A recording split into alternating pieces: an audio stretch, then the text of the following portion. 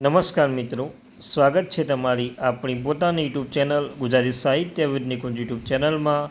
હું નિકુંજ પરમાર આપ સૌનું તહે દિલથી આજના વિડીયોમાં સ્વાગત કરું છું. મિત્રો, જો તમે પેન્શનર છો, નિવૃત્ત કર્મચારી છો અથવા તમારા પરિવારના કોઈ સભ્ય પેન્શન મેળવે છે તો આજનો આ વિડીયો તમારા માટે ખૂબ જ મહત્ત્વપૂર્ણ રહેશે. કારણ કે આજ તારીખ થઈ મિત્રો 7/7/2026ના રોજ પેન્શનને લગતા કેટલાક મહત્ત્વપૂર્ણ નિર્ણયો ચર્ચાવામાં આવ્યા છે, જેમાં મોંઘવારી રાહત એટલે કે ડીઆરમાં વધારો, મેડિકલ ભથ્થા અંગે અપડેટ, પેન્શન પ્રક્રિયાને વધુ સરળ બનાવવા માટે પ્રયાસો અને ભવિષ્યના 8મા પગાર પંચને લઈને મહત્ત્વપૂર્ણ માહિતી સામે આવી રહી છે. મિત્રો, વિડીયોમાં શરૂઆતમાં જ એક ખાસ વાત જણાવી દઈએ કે સોશિયલ મીડિયા પર અનેક પ્રકારના મેસેજો વાયરલ થઈ રહ્યા છે, જેમાં પેન્શનનો સીધો 20% વધારો થવાનો દાવો કરવામાં આવે છે.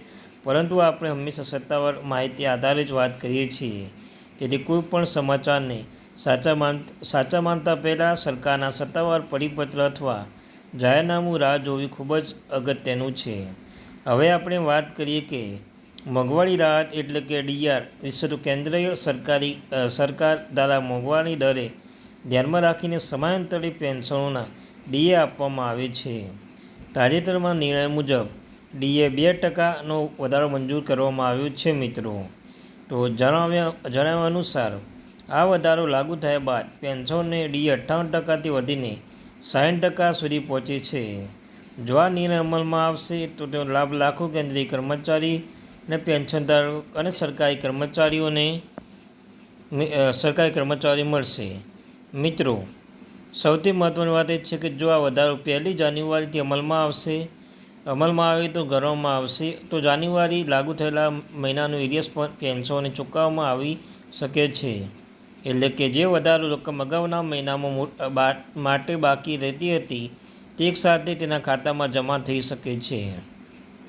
આથી અનેક પેન્શનનો એક વખત વધારાની રકમ મળવાની સંભાવના ઊભી થાય છે. મિત્રો, હવે વાત કરીએ કે મેડિકલ ભથ્થાની. તો છેલ્લા કેટલા સમયથી પેન્શનરો સતત માંગ કરી રહ્યા હતા કે વધતી જતી સારવાર અને દવાઓની ખર્ચને ધ્યાનમાં રાખીને મેડિકલ ભથ્થામાં વધારો કરવામાં આવે.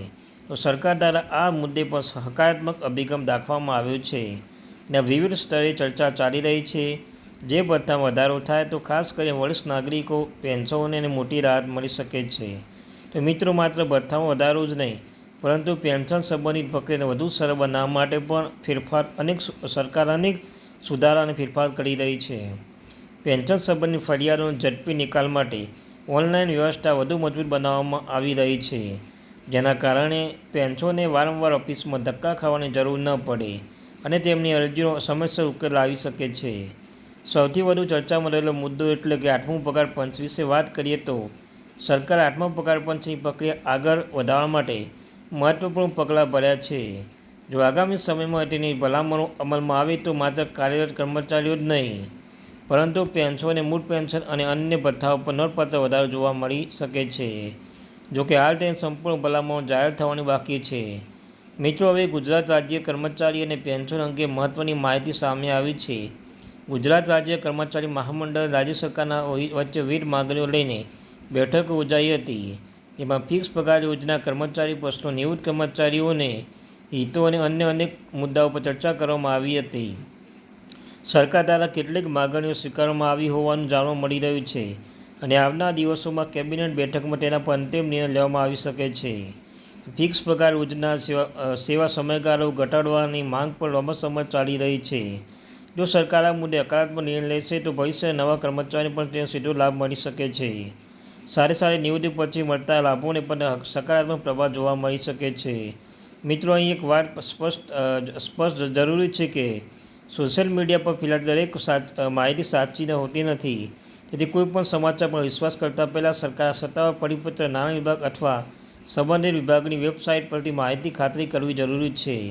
મિત્રો, જો આવનાર દિવસોમાં ડીઆરનો વધારાની અસર જે તમને કહ્યું તેમ મિત્રો, આવનાર દિવસોમાં ડીઆરના વધારો, એરિયસની ચૂકવણી, મેડિકલ ભથ્થામાં વધારો, 8મા પગાર પંચ અથવા ગુજરાત સરકાર તરફથી પેન્શનરોને કોઈ લગતું નવું પરિપત્ર જાહેર થશે તો સંપૂર્ણ માહિતી સૌથી પહેલાં આપ સુધી પહોંચાડવાનો અમારો પ્રયાસ રહેશે. મિત્રો, હવે એક મહત્ત્વનો પ્રશ્ન એ થાય છે કે આખરે ડીઆર શું છે, તેની પેન્શનને કેટલો ફાયદો થાય છે. તો ઘણા પેન્શન મિત્રો આજે પણ આ બાબત સંપૂર્ણ રીતે સમજી શક્યા નથી. સરળ ભાષામાં સમજીએ તો થોડી સમજીએ મિત્રો, એટલે સમજ પાડીએ કે એટલે ડીઆર એટલે મોંઘવારી રાત જાય દેશમાં મોંઘવારી વધે છે ત્યાં નિવૃત્તિ કર્મચારીઓની ખરીદ શક્તિ જળવાઈ રહે છે, તે માટે સરકાર સમાંતર ડીઆરનો વધારો કરે છે.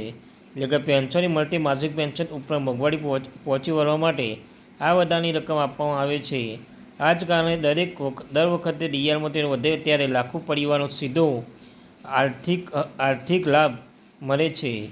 હવે મિત્રો ઘણા મિત્રો પ્રશ્ન પૂછતા હોય છે કે 2% વધારાના ડીએ વધારી કેટલો ફાયદો થશે?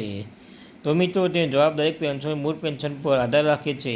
ઉદાહરણ તરીકે સમજીએ મિત્રો, પેન્શનમાં મૂળ પેન્શન 25,000 રૂપિયા છે, તો 2% વધારવાથી દર મહિને 500 રૂપિયા આશરે વધારો થઈ શકે છે. જો મૂળ પેન્શન 40,000 હોય તો આશરે 800 રૂપિયા થઈ શકે છે. જેટલું મૂળ પેન્શન વધુ છે તેટલું ડીઆર વધારો લાભ મળી શકે છે. તો મિત્રો ઘણા પેન્શન મનમાં એક જ પ્રશ્ન હોય છે, શું આ વધારો આપોઆપ બેંક ખાતામાં પહોંચી જશે? તો સામાન્ય રીતે જ્યારે પણ સરકાર દ્વારા સત્તાવાર આદેશ બહાર પાડવામાં આવે છે ત્યારબાદ સંબંધિત પેન્શન વિતરણ બેંકોના વિભાગ દ્વારા નવા દર પ્રમાણે પેન્શનની ગણતરી કરવામાં આવે છે. તો ત્યારબાદ વધારાની રકમ પણ જો એરિયસ બનતા હોય તો ચૂકવણી પણ ખાતામાં જમા કરવામાં આવે છે. એટલે કે અલગ કરવાની જરૂર નથી મિત્રો. જો કે ટેકનિકલ ભૂલ થાય તો સંબંધિત બેંક અથવા પેન્શન કચેરી સંપર્ક કરવો જોઈએ. ત્યારબાદ મિત્રો વાત કરીએ કે મેડિકલ ભથ્થા વિશે, તો આજે સૌથી વધુ ખર્ચ જો કોઈ બાબત વધી રહ્યા છે તો સારવારનો ખર્ચ. 60 વર્ષથી વધુ ઉંમરના પેન્શનોને નિયમિત દવા, ટેસ્ટ, હોસ્પિટલ ખર્ચનો સામનો કરવો પડે છે. આવી સ્થિતિમાં જો સરકાર મેડિકલ ભથ્થા વધારો કરે તો હજારો નહીં પરંતુ લાખો પરિવારોને માટે મોટી રાહત સાબિત થઈ શકે છે. પેન્શન સંગઠન પણ લાંબા સમયથી આ મુદ્દે સરકાર સામે સમક્ષ રજૂઆત કરી રહ્યા છે. હાલની મોંઘવારી ધ્યાનમાં રાખીને મેડિકલ સહાય વધારો કરવામાં આવે છે. અને મિત્રો બીજી એક મહત્વની બાબત એ છે કે પેન્શનોની વિવિધ સેવાઓ હવે ધીમે ધીમે ડિજિટલ બનવા જઈ રહી છે.